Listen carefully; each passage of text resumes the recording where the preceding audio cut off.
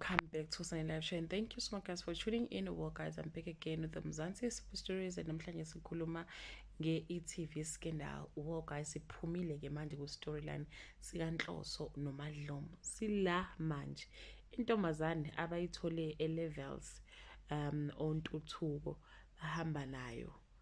I don't know what happened. Did they sleep with her? What really happened to the lady? But you guys, ivuke ishonile, and they all don't know what happened.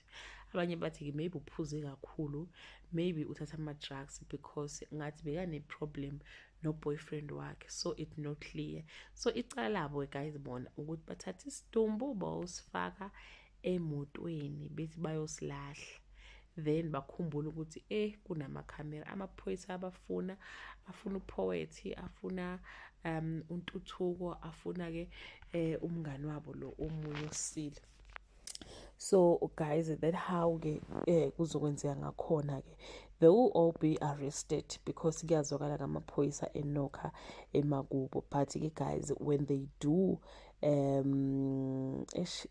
will be in trouble because wasengazi ukuthi ibona bamphuse kakhulu, ngoba ngcono bengalalanga naye ngokusho ukuthi they can say no, uyiphuzile kakhulu. Makuthi uphuza amaphilisi ngoba sengazi ukuthi ibona abamnika amaphilisi. So nje it's gonna be very bad for ontuthuko and the whole family. Just imagine uMadlomo guys ubuya kwi-kidnapping manje sekuyile situation ke kaNtuthuko. Asazi guys ukuthi ke iyozala nkomoni, intombazane ishonile, abazi ukuthi kwenzekeni. Amaphoyisa ke ayabalanda ukuthi ke bazokhuluma abakwaziyo. That brings us to the end of this video. To leave your comment below and share your opinion. Bye.